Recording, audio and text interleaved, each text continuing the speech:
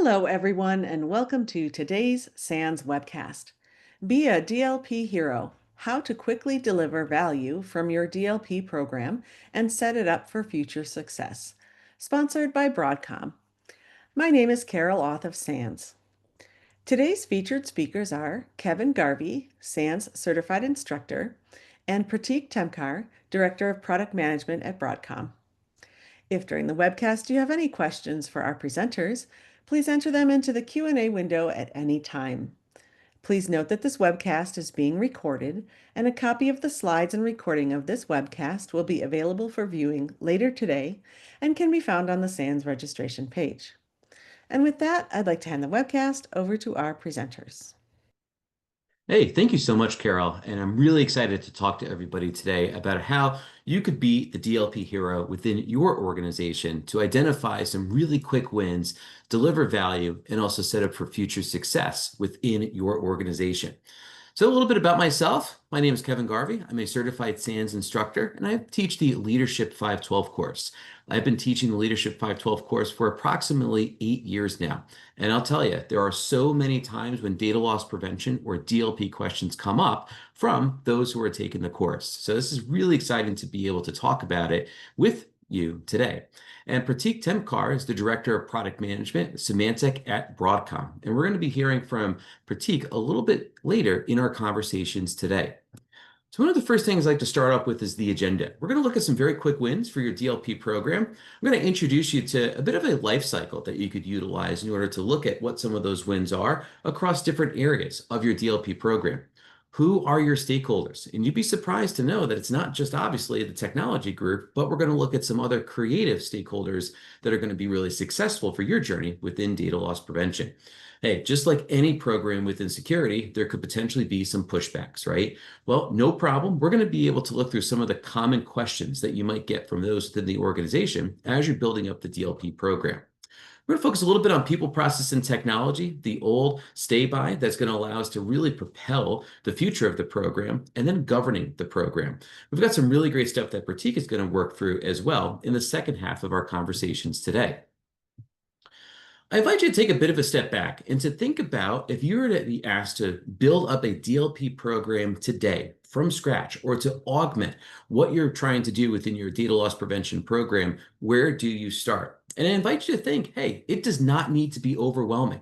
There are some really good key criteria that you could utilize to get some quick wins right off the bat. And one of the first things I would invite you to think of, hey, just understand what the mission of the business is. I know within security, we talk a lot about understanding the mission of the business, but what are we protecting? What are some of the threats against our organization? And as we start building that up, we're going to understand how we could look at what the mission of the business is, what we can do to protect it from a data loss prevention approach, and to start looking at some of the details of building up our data loss prevention program. And again, you're going to notice that there's some really quick wins that you might be able to gather right from the start as you look at the mission of the business. On the other side of the equation is understanding what some of your laws, rules, and regulations are. I invite you to think of this as a little bit of a cheat sheet for your organization, meaning that, hey, as you start looking at data that you have to protect within your organization that could potentially be subject to fines from regulators or outside entities, well, those are going to be some really quick wins that you're going to be able to identify and to start building up some protection mechanisms against. And some other questions I would invite you to think about as you start looking at your DLP program. Well, start getting a little bit more into the weeds of the data. Where is the data stored within your organization? Of course, many of us think that we have data that's stored not only in our on-premise environment, but in the cloud, but also let's not forget about some of our mobile users as well. And we're going to look at some examples of that, especially as Pratik goes into some areas of where data is stored and how we might be able to help identify those. What is important to your organization? And that could be aligned to the mission of the business. It also could be aligned to what we talked about a little bit earlier, such as the laws, the rules, the regulations that are aligned to your data loss prevention program, and how you're going to be able to augment that. How does data transfer from one point to another? Understanding the data at rest requirements and also data in transit within your organization, and thinking about where you have some data flow diagrams that are going to very quickly identify where you have data that you potentially might need to protect as part of that buildup of the DLP program. And another thing I would invite you to think about is where and how the data is being used within your organization. Is it helping to support the mission? Is it helping to support operations of the business? Well, many of these type of questions are things that are going to start allowing you to think of, well, where could we potentially find some quick wins within the program? And once you start identifying that, well, then we can start looking at building up that solutions lifecycle, where we're going to understand the business and we're going to learn not only from the data points that we have within our organization, but also how it applies to a really strong DLP program. And again, I invite you to think about you don't have to do it all at once. Even just small steps within building a DLP program are going to have great dividends to your organization. But once you do all of that identification, now we're going to have to execute the program. And a little bit later in my slides, I'm going to go into some examples that could make it very successful for you to execute a DLP program and also to govern and monitor that program as well. And then, of course, we have that program governance. All of this is based on thinking like an attacker. So many of you are probably quite familiar with threat modeling, thinking about the worst case scenario or many different types of scenarios that a threat actor might utilize to affect the confidentiality, the integrity, and the availability of your business and the mission of your business. Data is absolutely part of many businesses. So as we think about what an internal or external attacker might do, well, we could start thinking of certain questions, thinking of threat modeling. What happens when that data gets into the wrong hands? How do we prevent that from happening? What could potentially be the consequences to the organization? We talked a little bit about laws, rules, and regulations, but what about reputational impact, maybe even strategic impact, if that data could be aligned to strategic missions such as M&A activity or merger and acquisition activity. And then as we start building up some of those items, we could start looking at the program itself. And as we look at the program, well, we're going to have to look at how we're going to be able to execute against developing the program. And then importantly, we're going to have to govern that program. As we look forward to building up the program, well, we're going to have to think about who some of our stakeholders are. And hey, I know I'm very guilty of this as well, being from a technology or having the technology experience. I almost always think of the technology as being one of the main stakeholders, but within data loss prevention, I'll tell you, there ends up being a lot more stakeholders that we need to think of. Of course, the technology teams are incredibly important because as we start building up much of our technology that's going to help support the DLP program, which Preetik is going to talk about in a little bit, well, that's going to have to be reviewed and approved by many of our technology teams. But that's not the only group. Let's look at some other areas. So for example, our risk teams. So in many organizations, you might have a dedicated risk function. In that dedicated risk function, they're going to be able to help identify with you and as part of the program, some of the data that might present additional risk, especially if it gets into the wrong hands, or might present additional risk to the organization. The security teams in general are going to be really prudent to understand what some of their requirements are as well. And I invite you to think of some of the security teams as not only security as a whole, but also security operations, your security engineering team, your security architecture team, potentially governance, risk, and compliance as well. There's other teams that are going to be built based on the concept of your business, based on security, all of which should have input into the development of the DLP program. And you might be surprised at what some of them are going to ask for. For example, within security architecture, they're probably going to want to know about how the data flows within the organization, where it's stored. Our security operations team is potentially going to want to know about how they're going to respond to certain data loss prevention alerts or content that's created, all of which is going to be part of that whole part of the DLP program. Of course, we can't forget about some of our other teams as well, such as our legal and compliance team.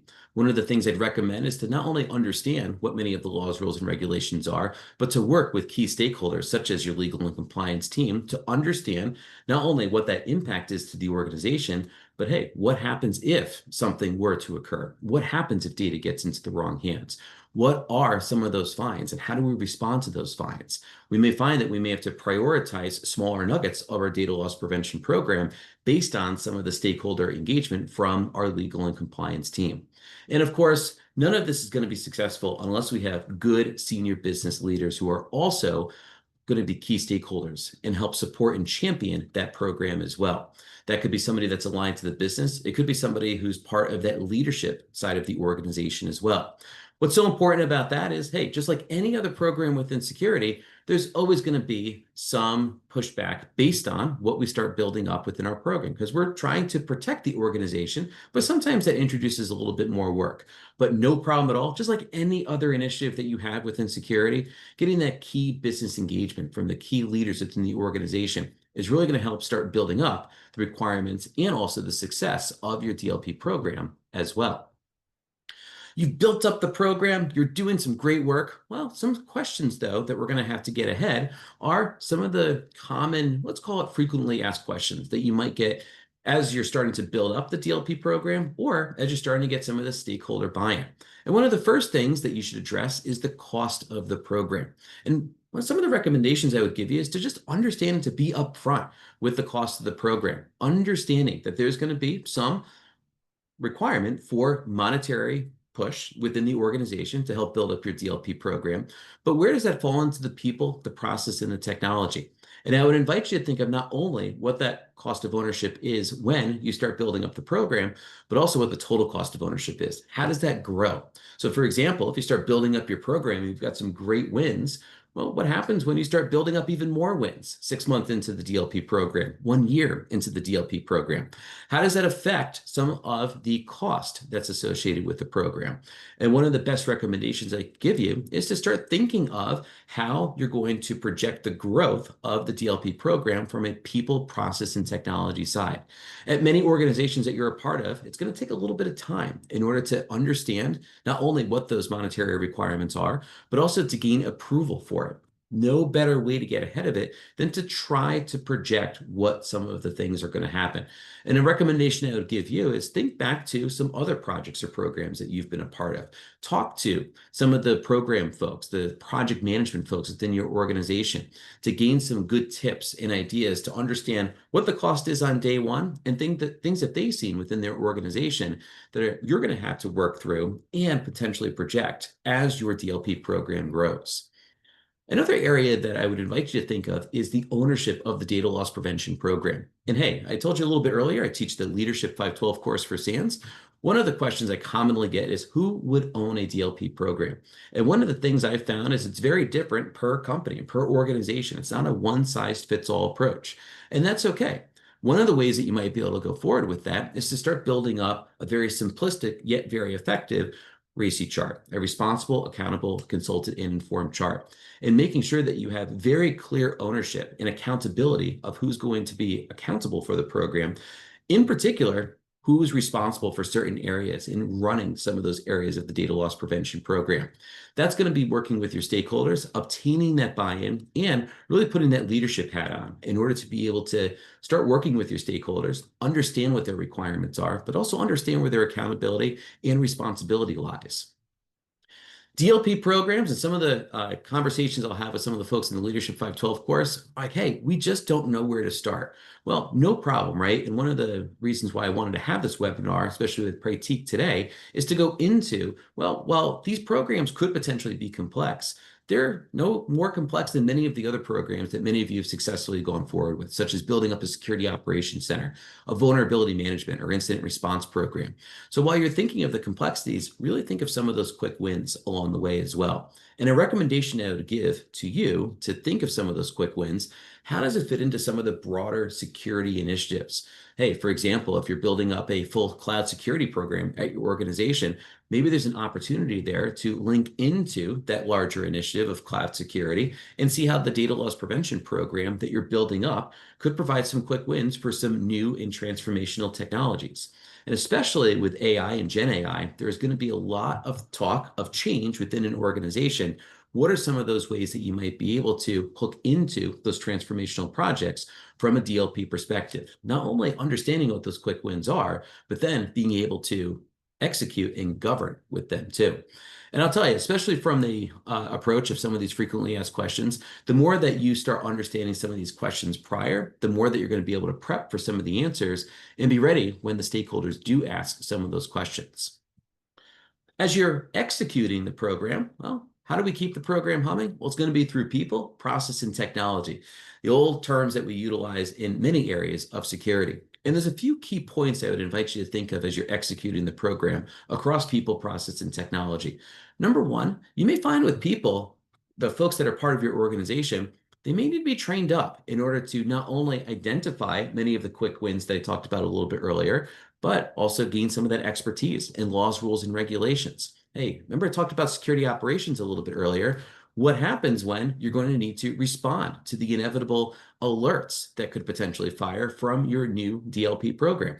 Well, that's going to require some training and additional people along the way. Now, you may find that your organization is going to be able to scale people effectively. You may find that there's an opportunity to think about utilizing a managed service. And that managed service, depending on what their responsibility is, will be able to help you, the accountable individual or the accountable group within your organization, be not only effective, but also they're going to be able to do a lot of the hands to keyboard tasks, such as building up content, such as responding to data loss prevention alerts. No program is going to be successful with that really strong process. And as you're building up all of the data points within your data loss prevention program, I invite you to think back to your existing policies, standards, procedures, and also guidelines that you have within your organization. Where are there opportunities to be able to inject certain data points into not only the policy from a high level approach, but maybe augmenting a standard, building up a new data loss prevention standard, and how do we start building up additional documentation? Now, what's nice about that is you're going to be able to build up that documentation, and everybody within your data loss prevention program is going to have good, clear guidance on what the expectation of the program is, how it's delivered, and potentially how it's going to be measured as well. Don't forget about some of the other supporting documentation, especially some of the desktop processes for maybe some of your operations teams that you have within your organization. And of course, the technology. The technology is always a huge part of data loss prevention because we're going to have to understand not only where the data is, but also where some of the tool sets that are going to help support data loss prevention programs are going to effectively and efficiently fit in. And then as we start building up not only where the program should be placed or these tool sets should be placed, how do we continuously monitor things that are potentially of concern, whether it be data at rest and data in transit? Who's going to be developing that content and who's also responding to that content? And again, many of times that could potentially be part of your security program in general. Maybe it's part of a larger data loss prevention program that you're building up within your organization. As you're looking forward to building up a program and building against the execution, well, we're going to have to measure against it, right? And that's a key tenet of leadership, and it's no different within data loss prevention and building up a data loss prevention program as well. So I came up with some suggestions that I would invite you to think of as you're starting to govern your data loss prevention program. And I built them into three different types of thematics. Could be an incident-related metric. What are some of the incidents that were identified based on the buildup of your DLP program? All the way from mean time to detect, mean time to respond, maybe potentially some of the severities associated with it, lessons learned, maybe some user training that goes forward based on the DLP alerts that end up firing. What kind of data do you have in your organization? And I coupled this into something called a data knowledge metric, understanding the data types that we have within our organization, where the data is being stored, potentially new data that is found as part of building up your DLP program.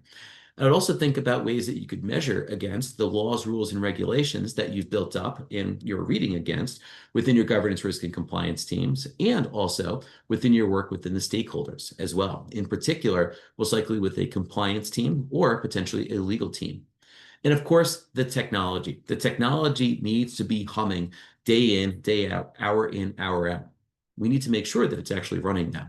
So some of the tool sets that I would invite you to think of and those metrics associated with it, hey, importantly, I want to make sure that the tool sets are running effectively and efficiently. So I talked a little bit about agent coverage and tool set uptime, how long potentially it took to be able to recover from a tool set related incident to DLP. Because of course, if the tool sets are down, what ends up happening? Well, it could potentially be a really large break in the monitoring that you have of the program that you ended up standing up.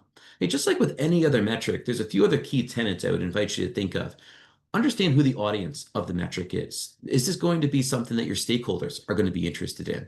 There's a lot of metrics that are very akin to the technology side of the house, but what about metrics that are going to be particular to certain stakeholders, like your compliance teams and your legal team. I'd invite you to think of each and every metric that you have to build up who that audience is and to get buy-in from that metric or from that group as well, so they can give you some feedback on what that metric is.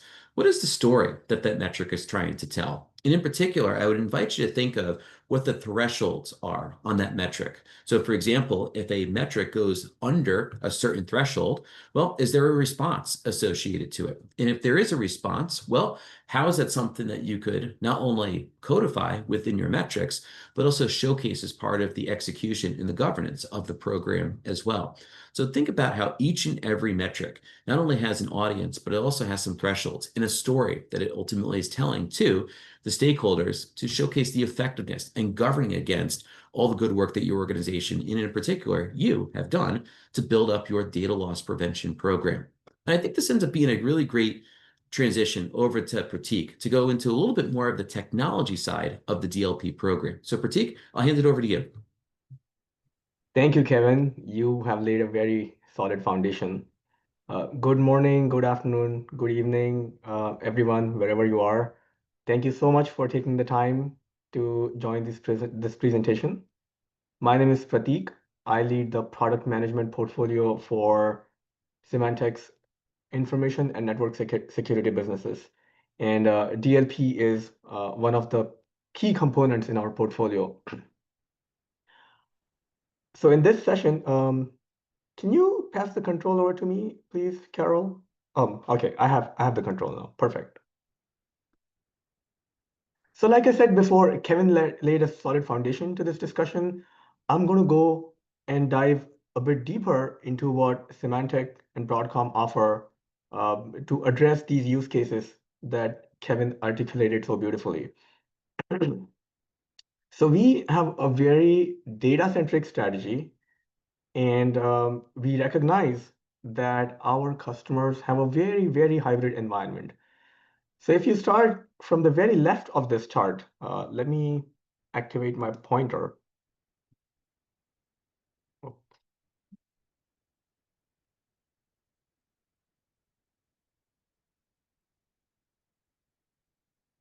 oh.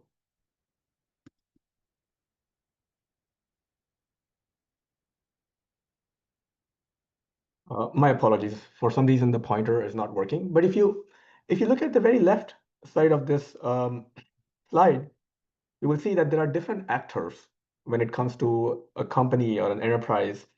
There could be employees, there are contractors, so full-time, part-time employees, there are suppliers, vendors. They could be using managed devices, so these are the ones that are provided by the company, or they could be using unmanaged devices, so their own devices. And on the right-hand side, you will see that they have needs for different kinds of applications. It could be SaaS applications like Microsoft 365 or Google Workspace or Salesforce, or they could be their infrastructure applications like AWS, Microsoft Azure, Oracle. Some of these applications could be in a private data center, and some of the applications like Dropbox could be their own personal applications. So as you can appreciate, the landscape is very, very diverse. And what Symantec offers is a unified platform, of which DLP is a key component. And this unified platform offers threat prevention, data protection, analytics, and the global intelligence network for malware.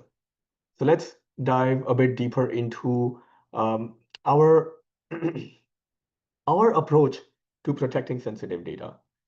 So on the very first piece is visibility. We give you visibility into the kind of sensitive data, different types of sensitive data that exist in your environment and where they are located.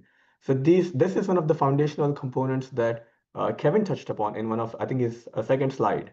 Understanding what is your sensitive data, where it is located. In the second phase, we give you the opportunity to remediate, to establish processes to remediate an exposure of or exfiltration of sensitive data. So you can either unshare data or quarantine or delete the data. followed by notification. So that's the third phase. We give you the opportunity to notify the stakeholders, the owners of the data, um, making sure that they are aware of where the data exists, and if there is an exposure beyond people who should have control of the data, then we notify in those instances as well. And finally, prevention. So in an extreme case, depending on the regulations or the business needs, there are requirements to prevent um, certain entities from accessing the data altogether. So these are the different phases, and on the x-axis, you can see the risk reduction. So um, the more extreme you go, the more are the chances that you can reduce the risk. But you also have to strike a balance between employee productivity, employee experience, and data exfiltration risk.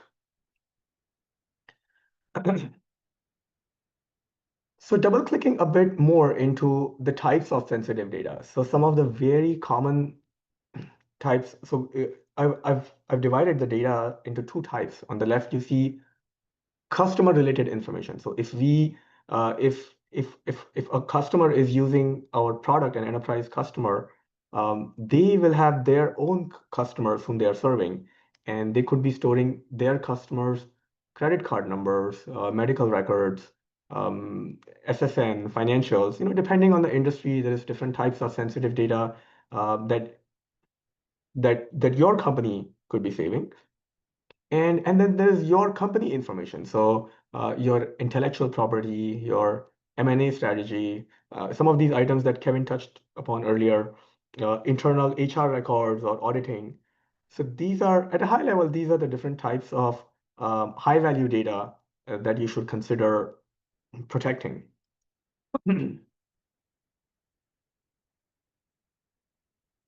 Now, we offer a very, very broad coverage of data loss channels. So on the top right, you will see the network channel. And when I say channel, I mean an avenue, a vector for that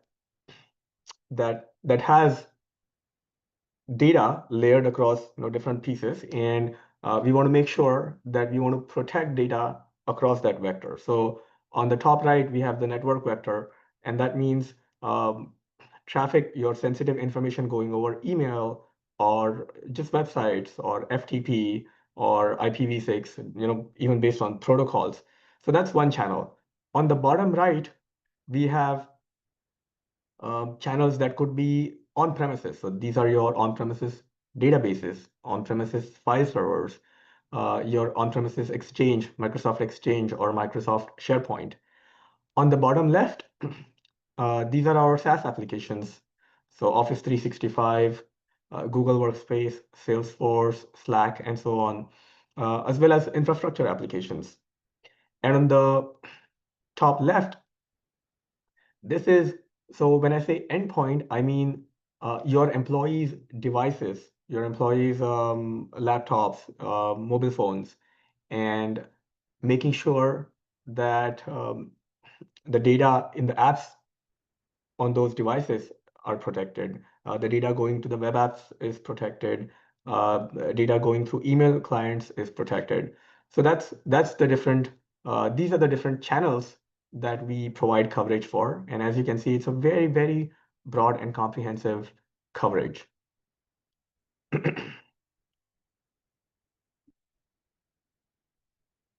So I want to double click on the cloud applications, and one of the very key focus areas in the recent times with the advent of generative AI has been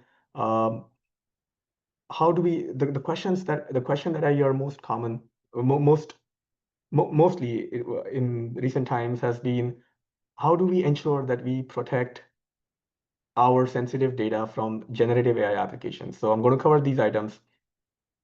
First of all, for all cloud applications that we address, like the ones I have mentioned, we provide inline control and controls for data at rest. And let me explain what that means. So if an employee is using, let's say, Dropbox, we can inspect content real time and either prevent that content from going out or allow that content but generate an incident. So that's real time. But there are requirements where there might be regulatory requirements or legal requirements where you may want to go back in time and scan your existing repository. So let's say there is a new policy that has been introduced and your stakeholders are asking you to scan your employees' Microsoft online OneDrive locations. So that is called inspection of data at rest, as opposed to data in motion, like I first mentioned. So we let you inspect sensitive data at rest as well. So you can go back in time and inspect your existing repositories. We also allow you controls to delineate accounts. What that means is that um, we allow you to allow your employees to access your sanctioned applications. So let's say your company uses Microsoft Office 365. So you can allow your employees to access your company's account, but prevent them from accessing their personal accounts from your corporate devices. So that is called delineating accounts. And you can have different levels of policies and different controls based on whether the software is company sanctioned or personally owned. And finally, from a generative AI perspective, we offer a very phased approach. So one approach is where we just let you completely block access to those applications. So if a company is in a very regulated space, then that might be the best approach. Uh, but for many companies, they want to strike a balance between employee productivity and security. So in that case, one approach is that you could let your employees access these applications, but inspect sensitive content that is going via prompts to these generative AI applications. So when I say generative AI applications, I mean applications like Google Gemini or ChatGPT or Midjourney or Microsoft Copilot. So we have partnerships with companies like Google, Microsoft, so that we can get access to their API and inspect sensitive content and prevent your corporate data from going into external actors going into external actors' hands.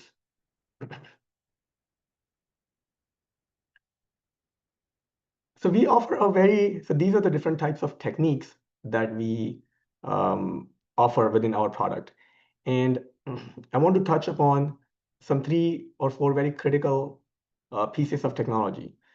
So when you're starting with a program, you want to start simple, as Kevin was suggesting, and that would mean that you may want to look for certain identifiers. So if you are in the healthcare um, industry, then you may want to look for healthcare related identifiers that could compromise patient data. Or if you're in the financial sector, you may want to look for payments related information or financial information.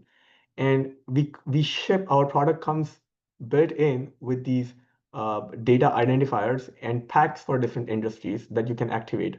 So that technology is called described content matching, and it's the simplest one to get started with. As you get more advanced in your program, there are more sophisticated technologies. Like I'll give you one example. If there are some sensitive documents within your company, let's say patents or financial records, then you can index those documents. What that means is that you can either scan or if they are already in a soft copy, you can upload those documents to our secure index. So they are stored in a very, very secure fashion, strong encryption. And going forward, if we see any traffic that is similar to those documents, then we will generate an incident and make sure that the sensitive data is not as exfiltrated. We also look for images within documents and extract the text from the images. So optical character recognition. So even if someone is trying to obfuscate by encoding the data in an image, we are able to inspect that as well. And we also offer machine learning technology where you can train your models with certain files and data. And if we see not the exact same documents, but even if something that is similar based on what you have trained, then we will trigger incidents. And then you can take an action, whether you want to just generate an incident or unshare the information. We also provide protection against threats. So malware, and there are different types of malware. There is ransomware, there is viruses, but Symantec's portfolio has a very strong malware engine, and there are different types of vectors. As you can see, there are insider threat vectors and there are external threat vectors. Even within internal, there could be malicious actors who are trying to spread malware, or they could be unintentional and accidental spreading of malware or exfiltration of sensitive data. So these are internal actors. And on the external side, there could be either rogue applications or there could be compromised accounts. So maybe your employees' accounts have been in control of attackers, and they are exploiting these accounts to either spread malware or cause exfiltration of data. We address all of these use cases through a very comprehensive threat prevention technology. We also offer risk analytics. What this does is that we profile the employees or customers' employees and assign them a risk score based on the actions that they have performed, based on the incidents that they have generated.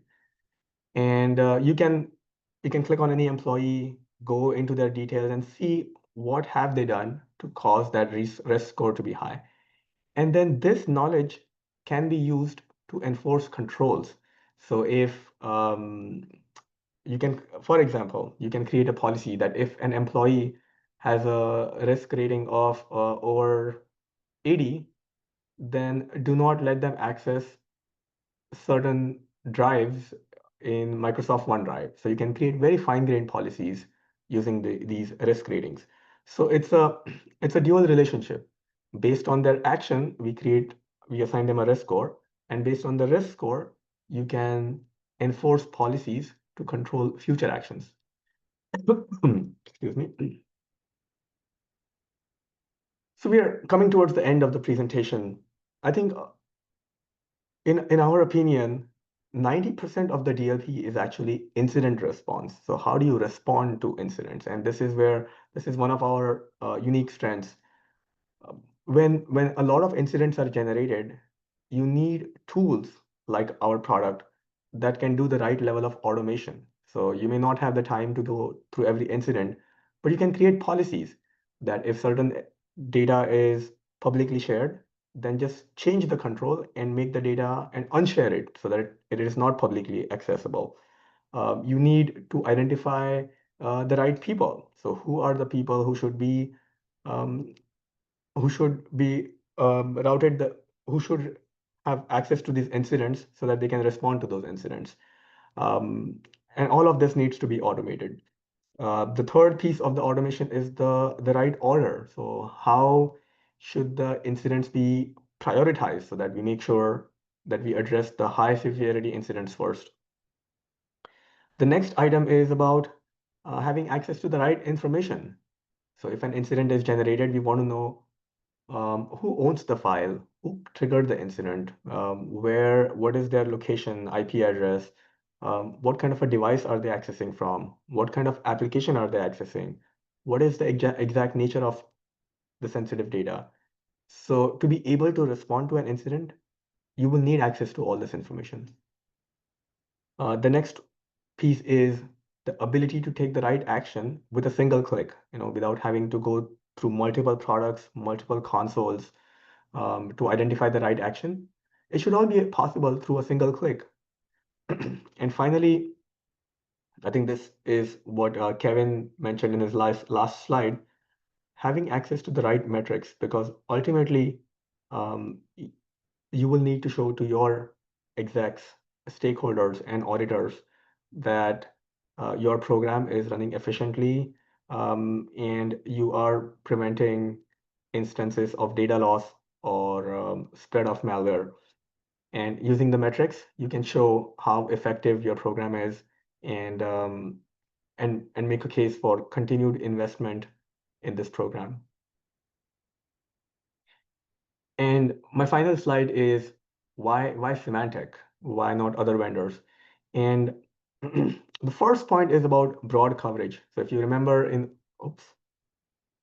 one of our very early slides, we talked about the different channels, like your SaaS applications, your infrastructure applications, your applications in your data center, your on-premises applications like your on-premises SharePoint, Exchange, database servers, file servers, your employees' devices, their laptops, mobile phones.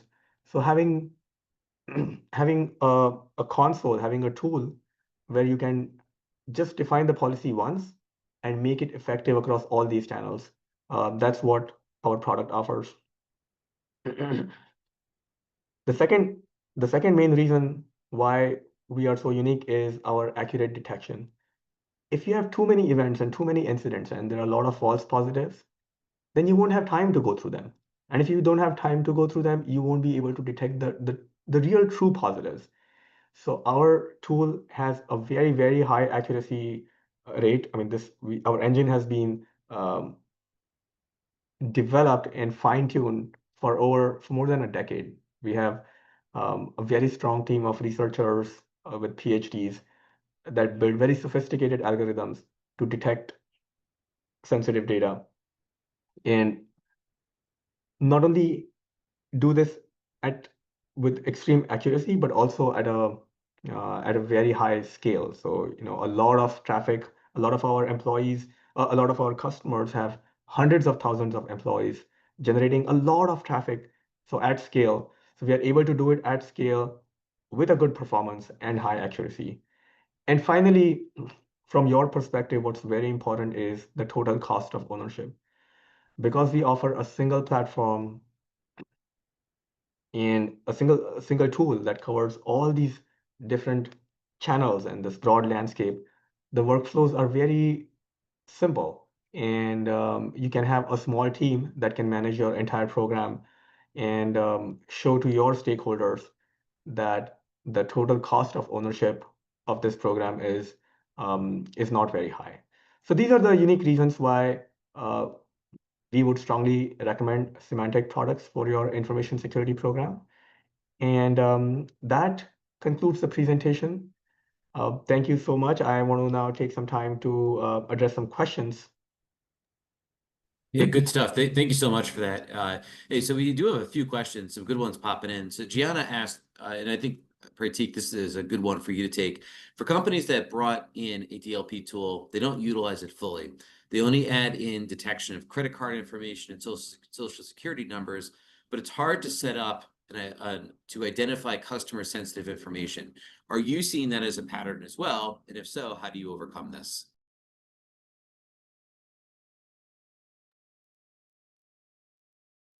So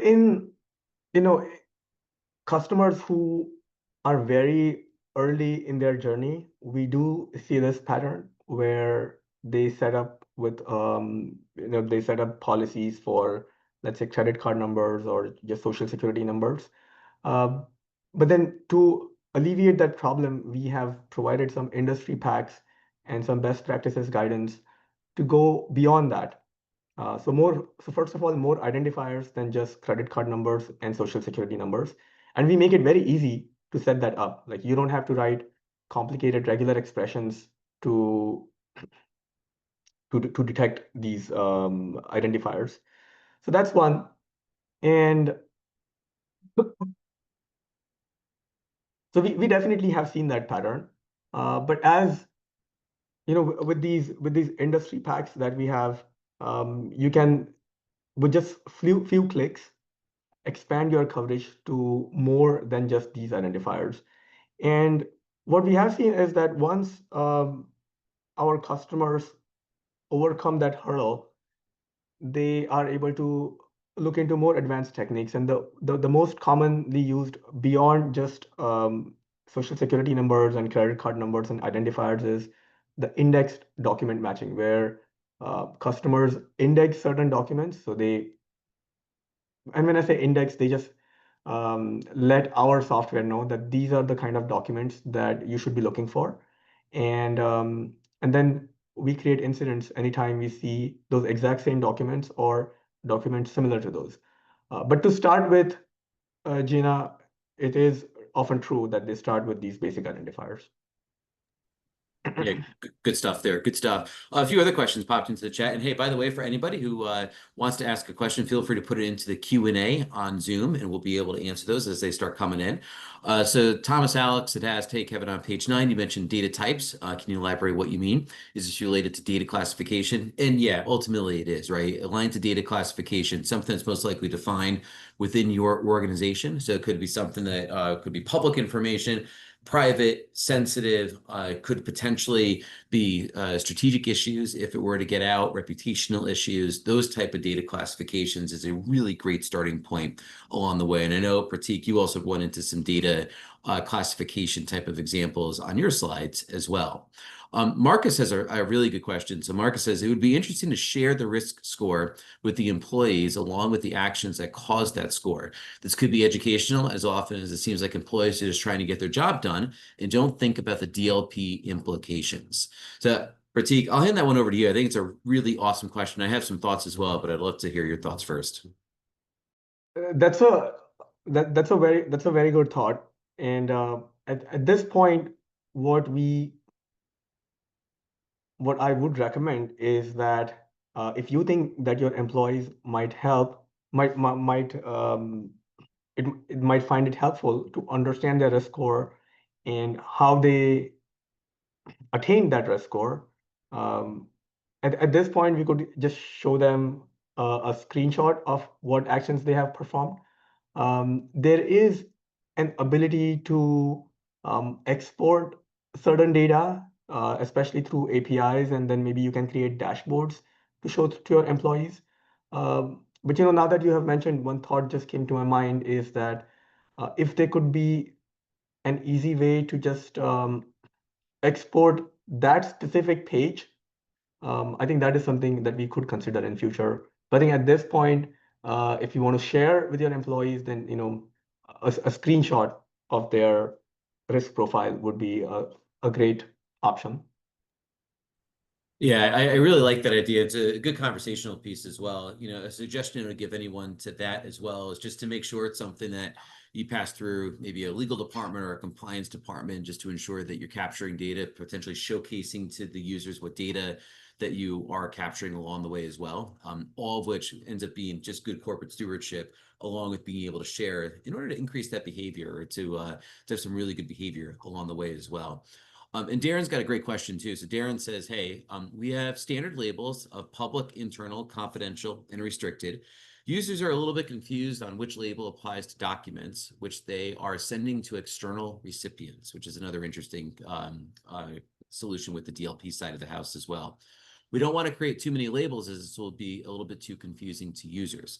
Do you have any suggestions for table labeling taxonomies which help users quickly and properly label documents for internal and external recipients? So Pratik, before I hand it over to you, just some quick high-level 101. I think it's a great question. I completely agree not to overcomplicate it. I think it just makes it a lot easier for not only the DLP program, but also the users, very much like what Darren had put in. Aligning it to some of your stakeholder requirements, such as the folks that you talk to within compliance, within legal, and making sure that you're meeting those expectations, which could be very company or sector specific along the way. Especially when it comes to externally sending out items. I would definitely invite you to work with your stakeholders as part of your DLP program to understand the what ifs, meaning what happens if, I'll take Darren's example, what if we have restricted information that goes out to an external entity? what if that happens, and understanding what the outcome of that is going to be really helpful for you to start building up that journey of understanding what the protective and detective controls are associated with that. So really good question. Another thing I would invite for everyone to think of as well is, how do you build in not only this question, but also even maybe some of the risk analytics conversations we had a little bit earlier into security awareness and making sure people understand what they're doing. And I think from a very high level, understanding for those who are not only building up DLP programs, but for all the users, we're there to help them be successful, right? We don't want them to be in compromised positions where data gets into the wrong hands, whether it be inadvertently or potentially maliciously, right? And one of the best ways that we can get that messaging out there is to start doing and integrating it with some of the security awareness training. So as leaders, I would invite you to think about an opportunity to do maybe an internal webinar within your organization, or potentially a blog post that is internal to your organization, talking about the why behind the program, but also the why you're doing it. It was partly in order to increase the success of everybody within your org so they could be successful within their day-to-day jobs. But hey, Pratik, wanted to see if you want to add anything else on top of that as well. No, I think that was a great response. I don't have anything more to add. I think that was a very comprehensive response. Okay. And then just one other question that we ended up, well, I guess two. So I know you talked a little bit about GenAI, the generative AI, and how it sort of fits into a DLP program. Just thinking of that thematic of where do people start? What's one or two steps that you would give folks that attended this webinar, recommendations on where to start a DLP program journey with GenAI in the thought process? That's a great question and a loaded question. So there are two. What we are seeing from customers is that there are two categories of use cases that they want to address. One is public applications like ChatGPT or Perplexity or Midjourney, where employees can just access these public applications, and they can ask questions or prompts, and through those prompts they may cause sensitive data to be exfiltrated. The concern here is that this data will be stored in that application vendors on that application vendor servers, and that will not be acceptable to per regulations in certain industries. So for example, we work with hospitals who use our software, and they don't want sensitive information to be stored on these application vendors servers. So in case of ChatGPT, that would be OpenAI, similarly Perplexity or Microsoft or Google. So that's one use case. And the second use case is there are applications like Microsoft Copilot or Google Gemini, where within your SharePoint, within your, let's say, PowerPoint or slide software, or within your spreadsheet, you can ask questions to that application and have it generate content. So these are sanctioned applications, not public applications. So that is another concern that we've heard. And the concern is employees posting sensitive questions. So that's the first one. And the second one is, what if that application returns some content that the employee should not be seeing, right? So there are many layers to this problem. And we offer, I had covered in one of my slides earlier, we have two approaches: real-time inspection. So that is possible when we inspect content. We inspect the traffic real time through as it goes through the network. And as sensitive content is posted, we can prevent certain messages from going through these prompts. So that's one approach. And the second approach is we're working very closely with vendors like Microsoft and Google as they develop. So all this is rapidly evolving, and they are developing their APIs. But once their APIs are ready for beta testing for us, what we can do is we can go and inspect their servers and see what sensitive data they have stored, and then delete it from their servers itself. So there are many layers to solving this problem. And if you're in a very, very highly regulated industry, then you can just completely block access to certain applications. Good stuff there. And, suggestion I'd get to everyone as well, not just for DLP, but for your entire program. Think about from an administrative perspective, the risk management framework or RMF has an AI RMF that's going to allow you to look at how you might be able to look at things from that administrative perspective and how it might trickle down to a data loss prevention program as well. So all good stuff, Pritek. Thanks for bringing that up. And one last question came in from John. Hey, what approaches do you have to scan software as a service or SaaS apps for sensitive data, and how do you balance that coverage with performance? So for SaaS applications, there are two approaches. One is, like I mentioned, we can inspect the traffic real time. So as your employees are using their devices, and let's say they're accessing Google Workspace or Microsoft Office 365, we can inspect the traffic real time and look for sensitive data that is being stored on the cloud in these SaaS applications. But what if they're not using a corporate device? What if they're using a personal device to access these SaaS applications, which is possible? So to address that, we integrate directly with the API of these major SaaS vendors like Microsoft, Google, Salesforce, Amazon, Box, and so on. And using those APIs, we can directly inspect what's in their cloud. So not on the employee devices. It doesn't even matter how the content was generated.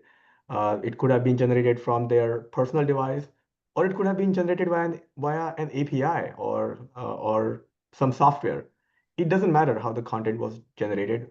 We will directly scan anything that is stored in their cloud using API. So these are the two approaches. Now, to answer the question about performance, so that's a good question because as we use the APIs of these platform, that puts a burden on those platforms because we have to poll them for new content. So we have partnered with these different SaaS applications for almost a decade now, and our communication with them through the APIs is very, very optimized. We make sure that we don't make excessive API calls, and the end user experience who's using that application is not impacted because of our content inspection. So we have to tread this balance between employee productivity, employee experience, and the company's security needs. Good stuff. Good stuff.